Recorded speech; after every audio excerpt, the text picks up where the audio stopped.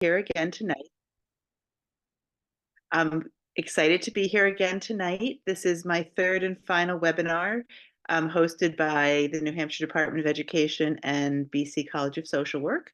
So some of you might be returning from and have been at the other two, and some of you might be new to us. So the way I've been doing them is I have a slide deck, and because of the number of people here and because I'll be sharing the screen, it's hard for me to see people while I'm talking. So I've been going through the whole slide deck and then saving time at the end for questions and comments.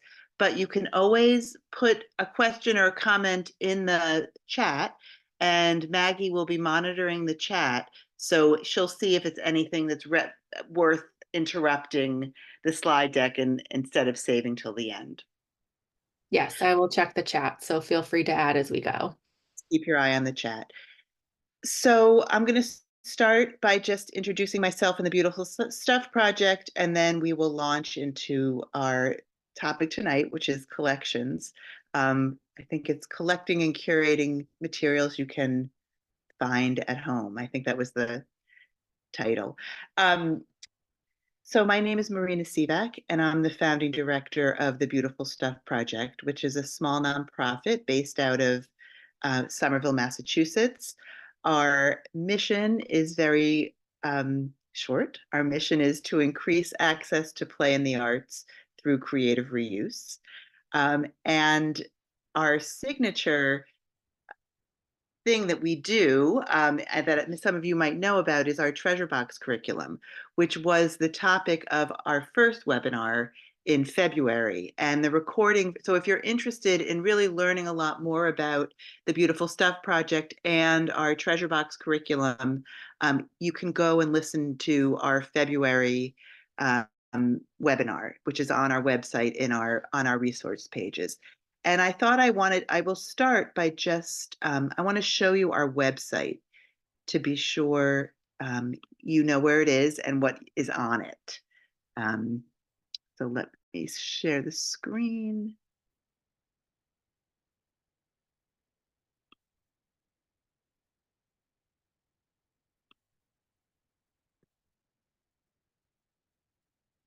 Okay, so can people see? Can people see We can. Yep, I can see the Okay, so I just website. want to make sure that you all know about our website, because if you're not familiar with the Beautiful Stuff Project, I'm not talking specifically about us tonight. So you might want to go and peruse our website to learn all about what we do and what we offer. So the treasure box curriculum that I mentioned is, not sure why it's stuck. Oh, there it goes. Okay, so you can learn all about our treasure box curriculum here. There's a lot of information. And also, I wanted to show you the resource section is where you can find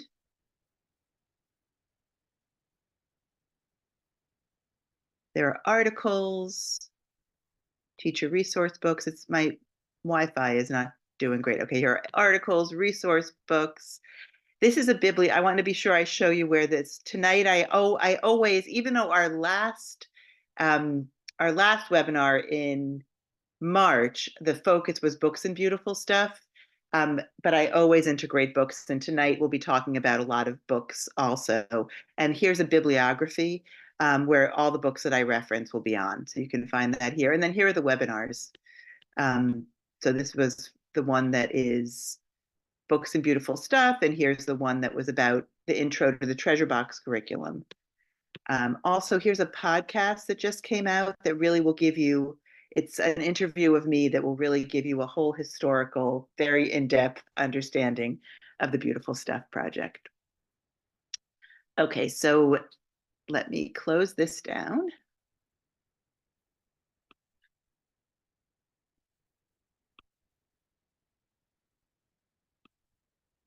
Okay, whoops, stop share. Okay, so now I'm going to switch over and we're going to launch into tonight's topic. So I'm going to share the screen again, but bring up my slide deck.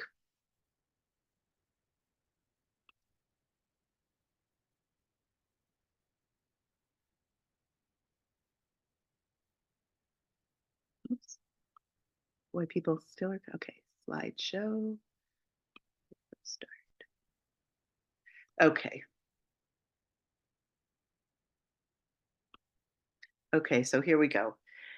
So tonight we're discussing playful materials, collecting and curating what you have and what you can find. Um, we're going to be covering a lot. I tried to fit a lot into tonight. So just know that you can go back and reference this because the recording will be on the website. So don't worry about taking down every idea. Oops. Okay, so I wanted to start by just saying the reason I started Beautiful Stuff in a way, and I think a lot of us teachers, we're all collectors. When I left the classroom, I had a basement full of stuff that I had collected over the years. And that's when I was always using and collecting recyclables and all kinds of things to be using as manipulatives in my classroom. So basically our treasure boxes, our classic treasure boxes are collections. It's what we call a curated collection of beautiful stuff, and they have a variety of things in them. Now, we're not going to spend time on our classic boxes tonight because that was the topic in February. But if you are interested in learning more about our traditional um, classic treasure box curriculum, you should go listen to our website. But I wanted to start by sharing the whole Beautiful Stuff project really started because I'm a collector. But I wanted to start by sharing some of our boxes that are and having kids play with these beautiful collections of one. You can see that this is a child playing with just a collection of tiles that had been left over from, I think, someone's kitchen renovation. Here's a child playing with just these lovely they're like these little blue foam um, pieces that we got donated from a medical supply company, or playing with another piece kind of foam that we get donated from our local Rogers Foam company in Somerville. And we just create these boxes filled with one kind of treasure. And the kids can play for hours and do a lot of really great substantial learning. I wanted to show you this little video of this boy who had this box of these little round foam pieces that we get from a place called Green Rubber. There's some scrap from some larger kind of foam thing they make. And he just had a box, he dumped it out, and this is what he spontaneously did with it.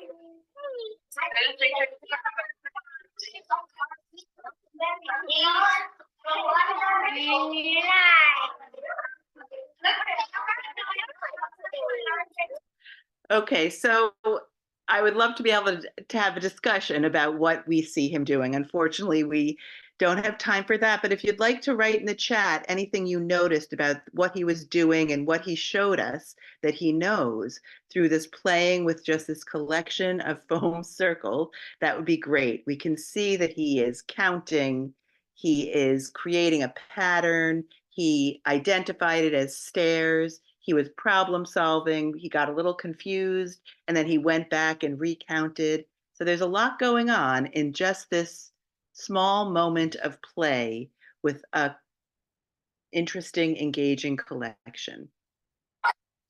Here's another. We have collections of black dots that we often use with the book 10 Black Dots, which many of you might be familiar with, by Donald Cruz. But here he's just playing with these dots. He had a box full of them, and this is what this little preschooler does with his dots.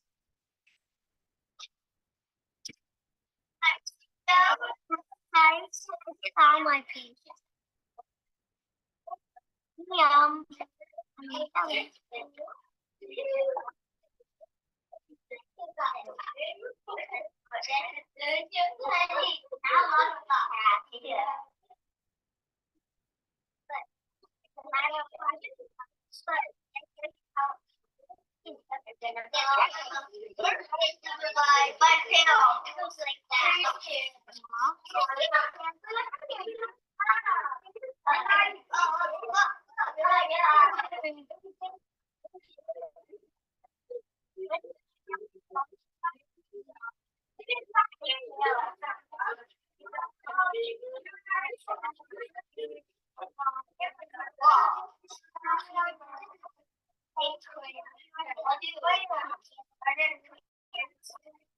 So the careful precision of the line he's making with all his dots, the careful pincer grip he's using, all the different sizes, a lot going on, again, just with a simple collection.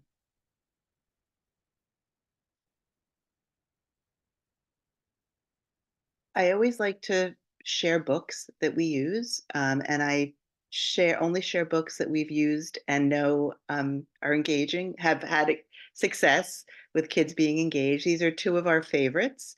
Um, Hannah's Collections, which is about a little girl who has all kinds of collections, popsicle sticks and hair rubber bands, and then she's uh, given the class has to choose one collection to bring into school, and she has so many collections that she can't decide what to bring. So she ends up making this big art project using pieces from all her collections. This is a great inspiration for kids' collections and discussion starter about what kids collect at home. Sam Sorts is about a little boy who has a hugely messy room because of all his collections, and it's all about him sorting his collections. So again, a really great early math inspiration for sorting and using in collections, which are very engaging, as the centerpiece. Collections that we often use at the Beautiful Stuff Project and that we have for sale and are easy collections for people to find at home. Probably some of you might have buttons. We love using buttons. We love using tiles, and we love using beads. And there's a lot that we do with early math skills using these three collections. Some of the books that we like to use to inspire button play is this book In a Button, and then another book, The Button Box, which is about this. Maybe this looks familiar. Many people's grandmothers or great grandmothers at this point had these tins full of buttons. I know mine did, and just they're so engaging buttons to sort and play with and create with. Here are some ways that we've had kids play with buttons in the class. They're just given buttons to play with to start, and we see kids sorting them, making hearts and all kinds of designs out of. And this last one over here is she actually made a little button shop and was writing about it in her journal. I made a button shop and had lots of play and conversation about this button shop that she made.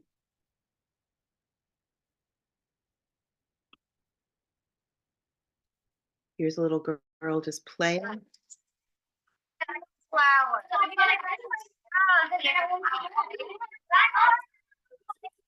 This one.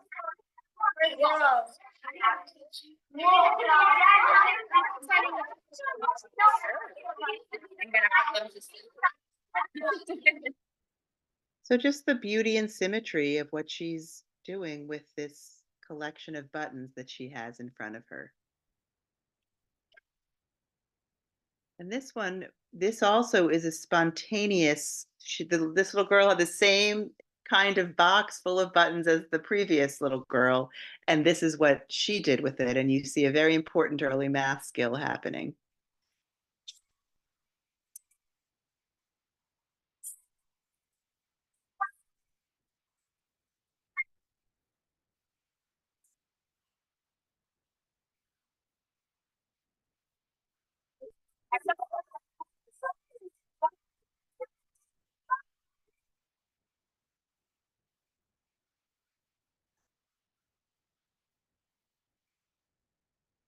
So we see one-to-one correspondence. We hear her counting way into the 20s and 30s.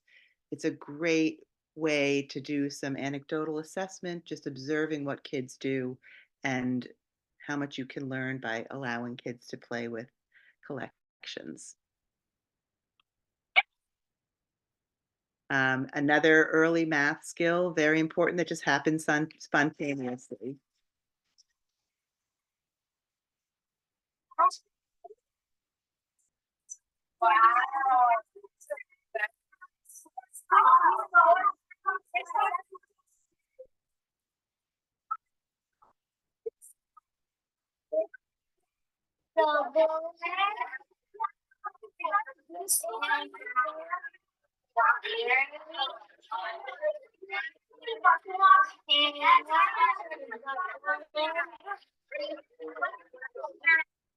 So we see her sorting by color, sorting, another really important early math skill that this just facilitates so spontaneously. You could hear I don't know if you could hear, but in the background you hear the child next to her counting. So it just facilitates so naturally these very important early math skills.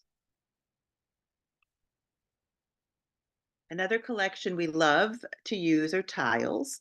So get everyone who's doing any kind of kitchen or bathroom renovation to save tiles. Also, local tile stores can be really nice if you go in and say you're a teacher and say, do they have any tile samples or extra tiles?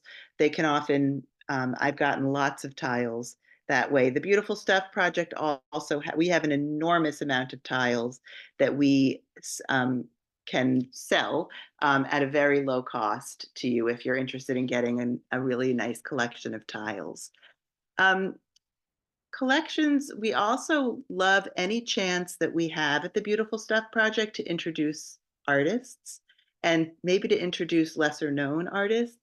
So so with tiles, we often will introduce this book called Dream Something Big, which is the story of the Watts Towers in LA. I don't know if anyone has seen them, but they're these very big cone-shaped structures that are now actually a national landmark. They're folk art and they're covered in tile and um, jewels and all kinds of things. And the artist behind it was a man named Simon Rodia, who worked in a tile factory and saved tile scrap from his job, and also would walk along the railroad tracks and collect little pebbles and shiny things, coins, whatever he could find.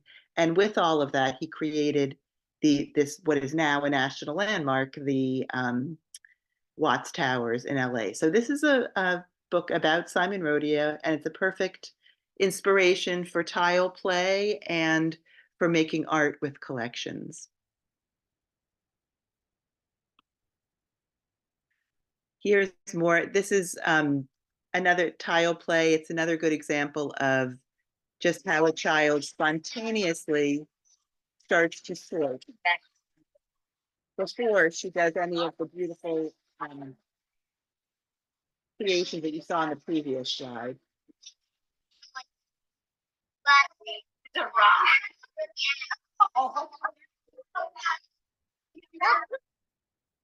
So that's just another example of spontaneous math play. And here is another example of very spontaneous math play, where first she sorted,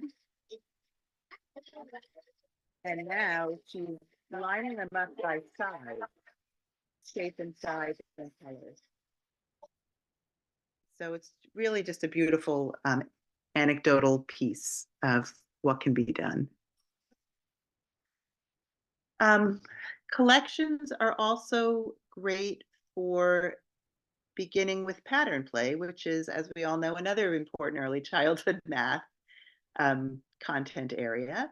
So we sometimes will take 2 or 3 different kinds of collections and put them in boxes, and that will encourage and facilitate kids to make patterns with their collections.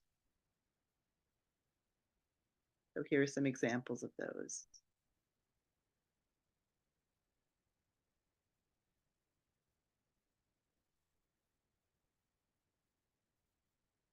Just to end this piece of our introduction to collections, here are some other wonderful books. Um, Finding a Treasure, Finding Treasure, A Collection of Collections is also about a little girl who is a major collector and has so many different kinds of collections. And then Hector the Collector is about this little teddy bear who collects acorns. Again, these are all on our bibliography. And then this book I love. It's a little bit of a different kind of collection, but it gets more into kind of the social emotional realm of collections. And this little girl has so many wonderful memories that she wants to collect. So she collects like a piece of toast with her grandmother's um, blackberry jam on it. She collects a home baked chocolate and puts it in a little jar. And she collects one of her favorite homemade chocolate chip cookies and puts it in a jar. She tries to catch the singing voice of her neighbor and put it in a jar. And then she has all these jars. But then when she gets really hungry, she can't find the toast with the blackberry jam because it's in a jar. So the kind of the moral of this is spending so much time collecting all of this stuff didn't give her time to experience life. And so she spends more time experiencing living. But it's just another kind of twist on collections. It's a little bit different. So I wanted to put that in there.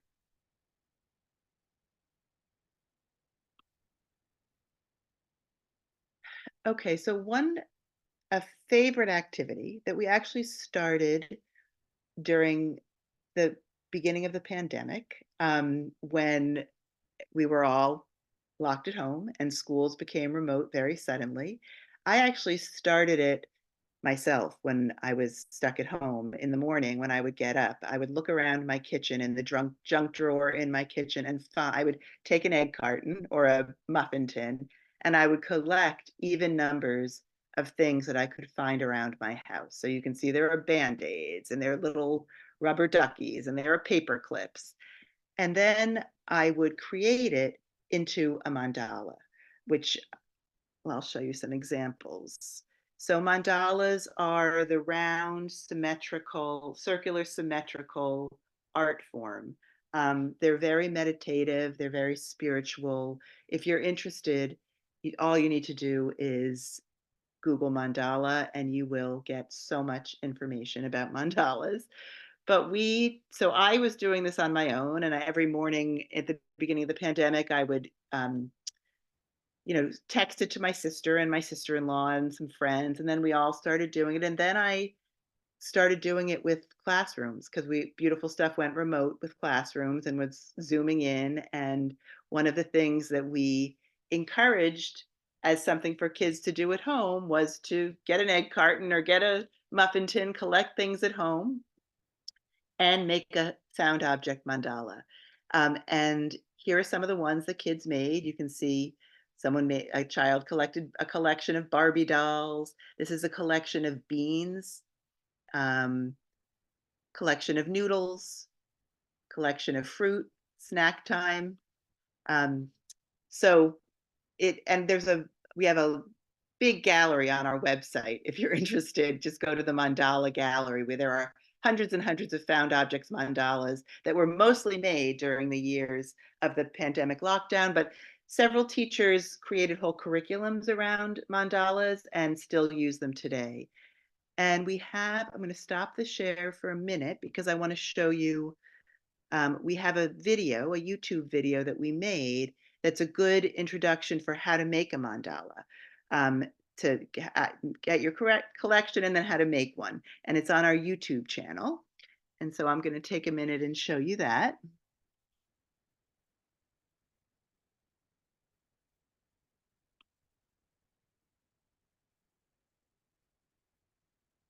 So Beautiful Stuff has a YouTube Stuff project at home. Oh, sorry. Today we're going to be. So the Beautiful Stuff Project has a YouTube channel, and we actually have a bunch of videos on there that are kind of these make at home projects. If you are ever looking for something to do for your classroom and you just want some more ideas, you might want to check it out. But here is our one about making mandalas with collections that you can find at home. Showing you how to make mandalas.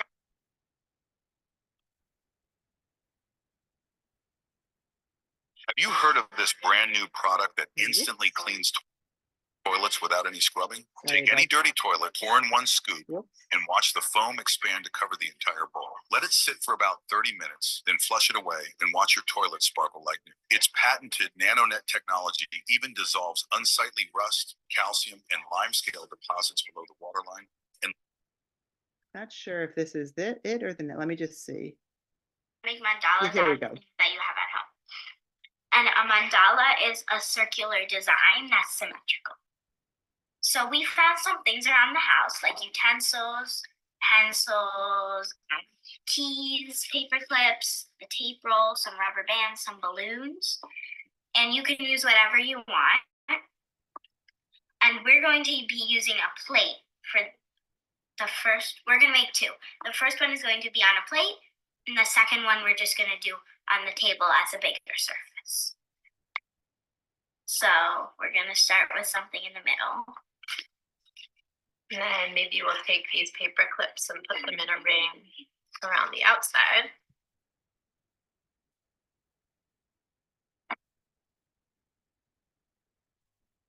So we're going to do ours in a ring design. You can do it like in rays.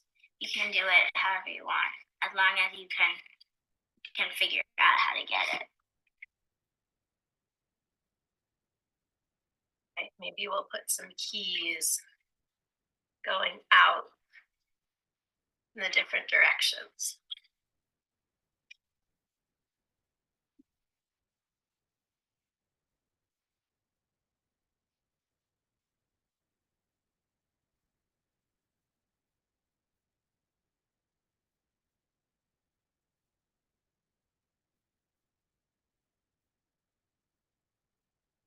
Making a mandala is a nice way to calm down if you're upset or to concentrate and relax for a few minutes each day.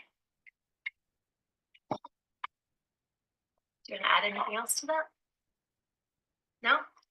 Okay, so that's our first mandala. Now we're going to make a mandala out of things that we collected outside our house in our yard and on the street. And this mandala, it probably isn't going to be identical because, like, it's, as you probably know, it's like hard to find like identical rocks. Yeah. So this is a big stone that I found, and it's going to be the middle of our design. We have some leaves that we can place around that.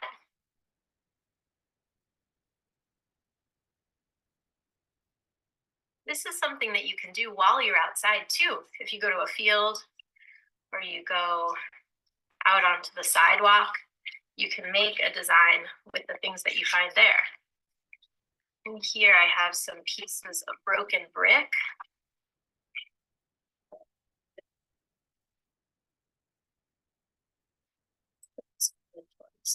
First.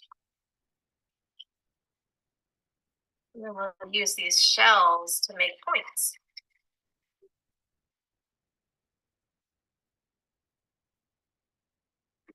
So we've got some snail shells that we can put in between the white ones. Choose one.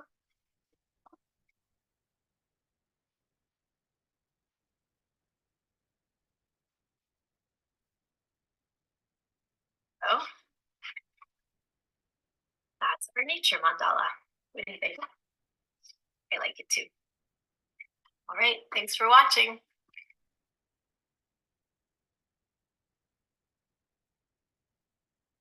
Okay, so that is, oops, uh-oh, hold on a sec.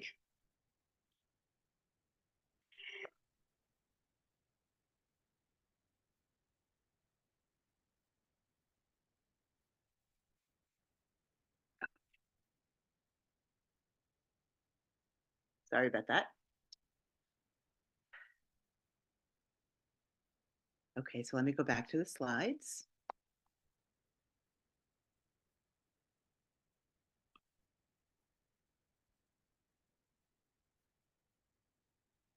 Okay, so again, if you're interested, go to our website and take a look at our gallery. There are beautiful ones, and that's a great video to use to share with kids if you would like to try it with your class. There are also some very inspiring artists who use collections that are really fun to share as inspiration for making art with collections. There's an artist called Adam Hillman who uses everyday collections, everything you can find anywhere, to make art. So crayons, lollipops, paper clips. There's some great videos on YouTube of him making these, and he has hundreds and hundreds of pieces of art that he's made with everyday collections, and they're very inspiring. And he's a modern artist, so we like to introduce modern artists and artists historical and artists from all different backgrounds. It's a great way to introduce kids. There's this artist,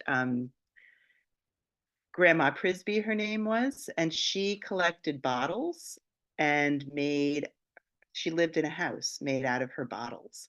And this is a children's book about her, Bottle Houses, the creative world of Grandma Prisby. Again, you can get a lot of information about her, a lot of great real life pictures of the world that she created and lived in that was made out of bottles. So another collector turned artist, or artist turned collector. Um, Another way to use collections, Joseph Cornell, who was an artist, I think, in the early 20th century. He was a collector. So here are two children's books about him, The Amazing Collection of Joey Cornell, about him when he was a little boy and all the collecting he did. And then his work as an artist, he would say he could not draw, but he could collage and create worlds that way. And he made what shadow boxes, this one on the far right is the cover of a book about him, but it is what his shadow boxes look like. Would place his different collections in various ways and create art in boxes. So his dream boxes or his shadow boxes were a way for him to make meaning of his collections. So those are two great children's books about another artist.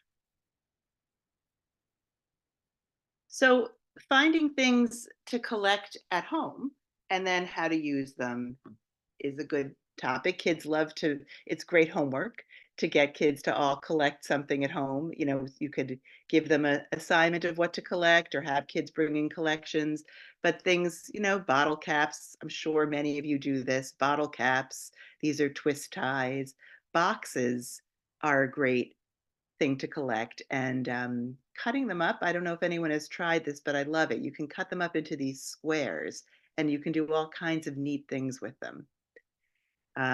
Here are some. Here are some. A whole container of boxes that we cut up, and then kids can build with them. They also they kind of work as tweezers to pick things up if you manipulate them in a certain way, but they're a great building tool. There are lots of children's books about boxes. Here are two that we use, Not a Box. Many of you might be familiar with that, or Boxatex, about these friends that build all kinds of things out of boxes. So that's an easy collection that all kids have boxes at home, cereal boxes, rice boxes, Amazon boxes, all kinds of boxes are easy to come by. lines are another collection we've had a lot of success with. Here are two books that we particularly love, Lines That Wiggle and The Squiggle. And then Being Inspired, the Lines That Wiggle book shows all different ways that lines that wiggle and all the different things they can make. So this is like a bowl of spaghetti, all different things that lines that wiggle. And The Squiggle is about a classroom of kids and that them walking in a line and all the different ways it squiggles. But here's all different kinds of art that can be inspired by finding lines at home. So kids could bring in, these are toothpicks are lines, crayons are lines, yarn is lines, chopsticks are lines, straws are lines. So kids, everyone can find some kind of lines at home. Yeah, Q-tips, pencils, everything. There's lots of lines to be had. Another fun thing to do with lines are to create lines. Here's a classroom choice. This was an activity a teacher set up during an activity time, and she made all kinds of lines and had the kids kind of trace them with beautiful stuff. So they were doing a unit on lines, part of their geometry. What do you notice about these lines? And use beautiful stuff to make lines. And this is a little boy who just spontaneously had a box of tiles and he made his own squiggly line.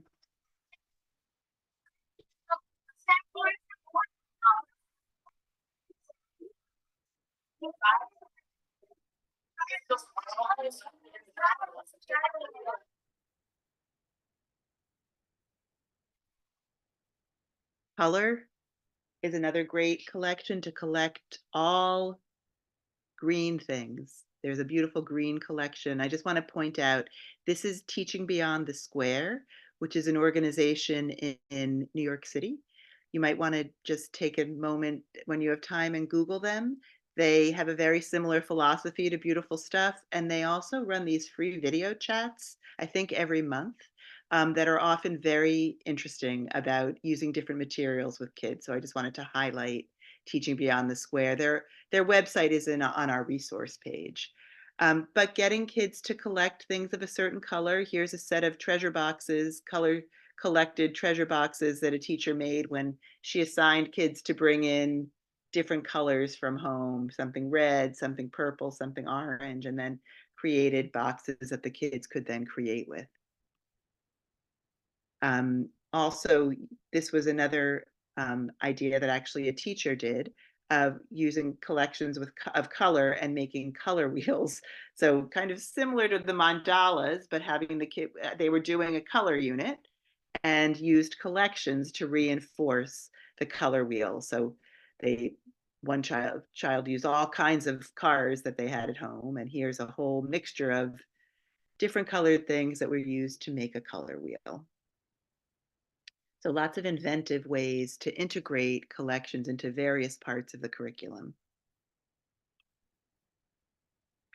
Here are two books I just wanted to point out about color. This is a book about a little girl who just loves color, and she captures also in little jars all the different colors that she loves, and she has this whole collection of colors.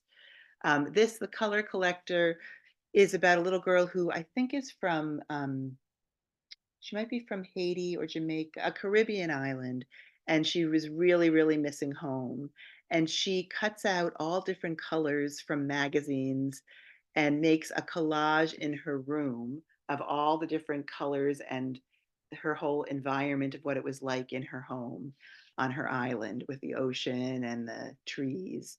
So she collected all the colors first and then created her home. And this is her friend that she shared it with.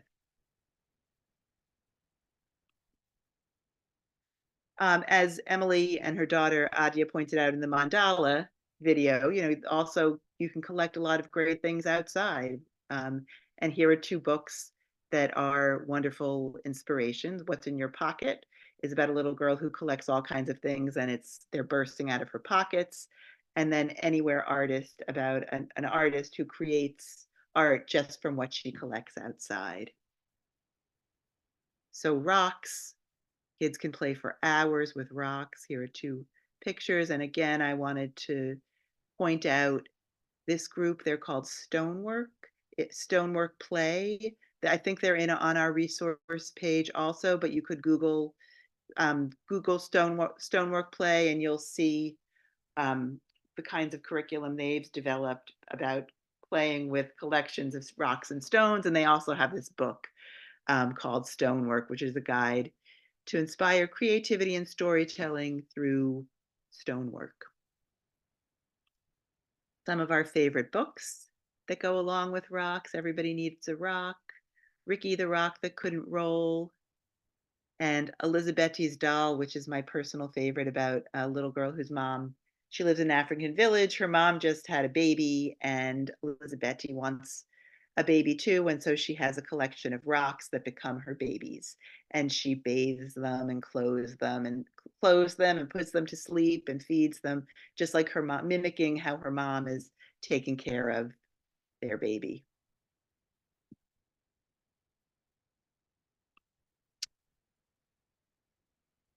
Petals and leaves make beautiful collections. I think these are so beautiful. This is another place I want to give a shout out to, that definitely check out their website. It's called Naturally Creative. And I think they're based out of England, but they have some beautiful children's books that they've, here's a couple. Here's The Visitors, which is the one we're going to see a video about now. They have collections of loose parts, and they create these stories with them. So they do a lot of storytelling. And this particular one, they do a lot of collecting of petals, and look how beautiful they are. So I wanted to show you a video of the author of The Visitors. Her name is Claire Thompson. Actually, Claire Thompson is the person who founded Naturally Creative. Um, and she's going to tell the story of the visitors with her collections. And that is where we're going to end after this video, and then we can discuss everything that we've heard. Okay, so let me go back to share the screen.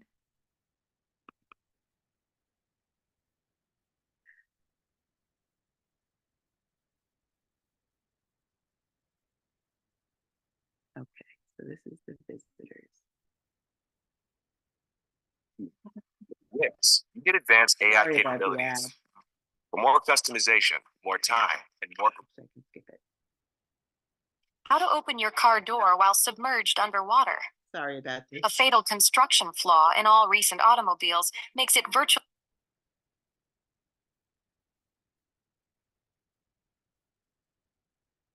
Pictures in the visitor's book were made by taking natural loose parts, so things like petals, shells, pieces of bark, leaves, sea glass, sticks, stones, and combining all these things together to create the imaginary world that you see in the pages.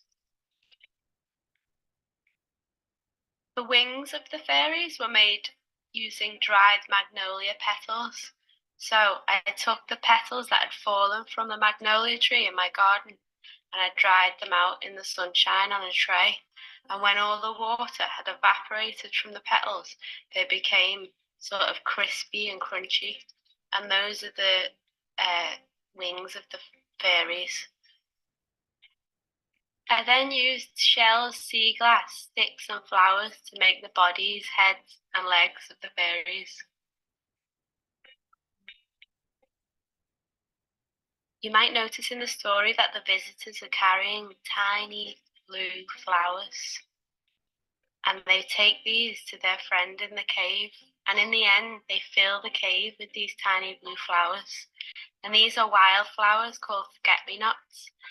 These are my favorite flowers because they're so beautiful and so fragile and so dainty. And in the springtime, you will see them covering areas of your garden or park.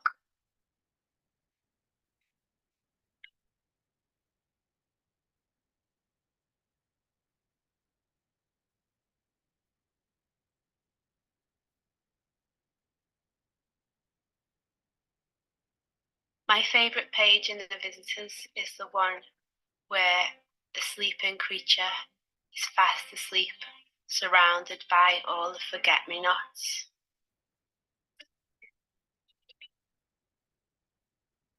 The sun is really important because it shines and gives us light and heat and keeps the whole world alive. I like to use flowers and grass and other natural materials when making my artwork because they bring lots of colour and life and a feeling of peacefulness to the images.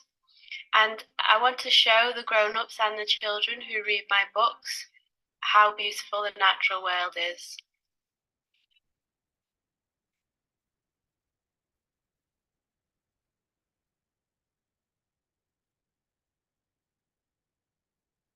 Okay, so I think that's a lovely. Oops, uh-oh.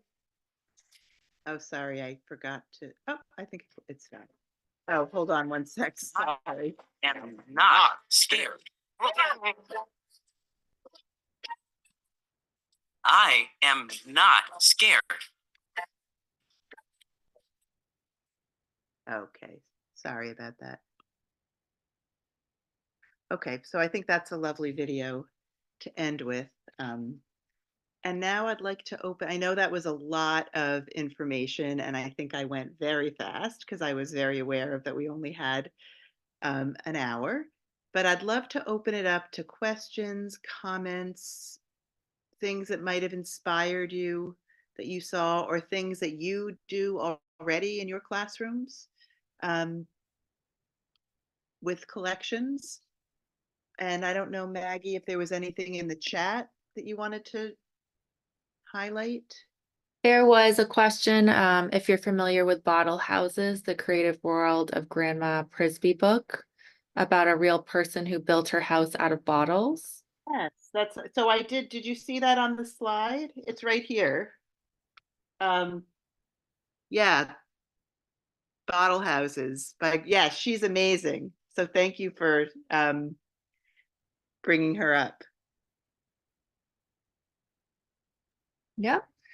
And just other positive comments about really appreciating the literature and appreciating the play and self-discovery.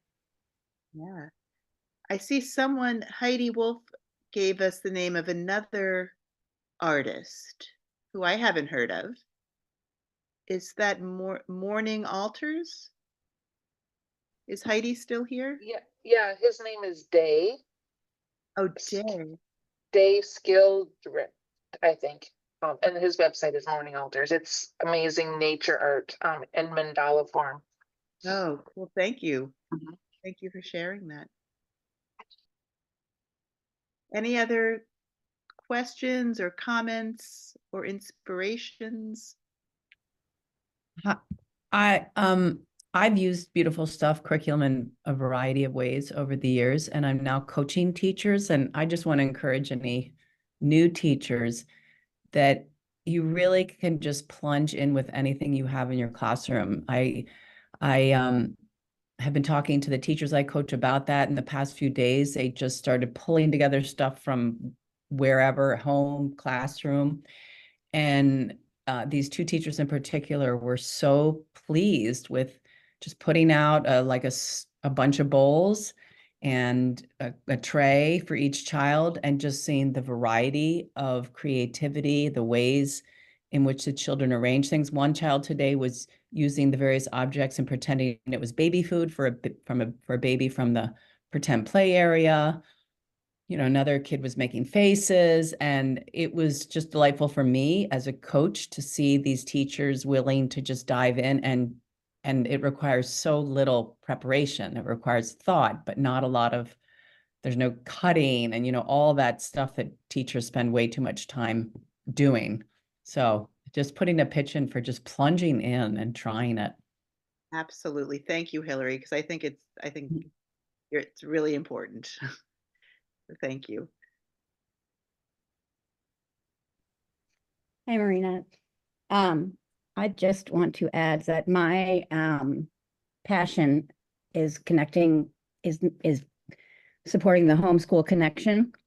And when children bring things to school, they also then use those things at home, or when they see things used in school, like when I have activities with orange juice containers or milk bottle caps. So many parents have told me that their children have come home and taught them how to use everyday beautiful things in their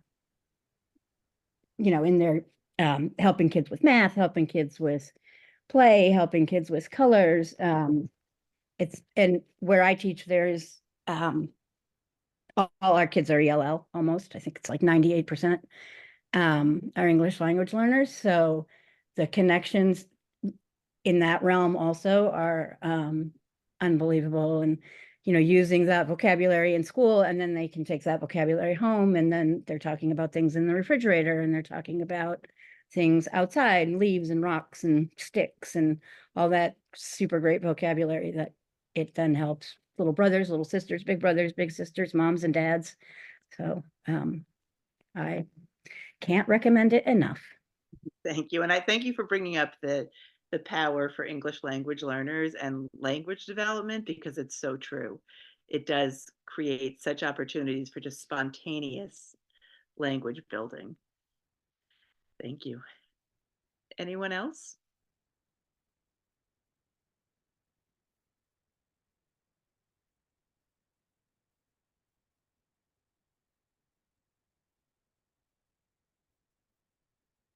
Okay, well, it was my pleasure being here. Feel free to be in touch. You can message me through our website. It's contact@thebeautifulstuffproject.org. You can see on the website, there's a place to contact me if you have any follow-up questions or anything you want to share. Also, if you do social media, I really recommend you going onto either our Instagram or our Facebook, because that's where I post almost every day things that are happening in classrooms daily. So our website is great as an overall resource, but it's not updated very often. So if you want to keep current, go to our social media. It's just the Beautiful Stuff Project on Instagram and Facebook. So thanks for taking the time, for being here, and I hope everyone got something out of it. Thank you so much, Marina. We're so grateful for you to come on with us and spend the evening talking about this wonderful work. Thank you. Oh, I have, before everybody leaves, I have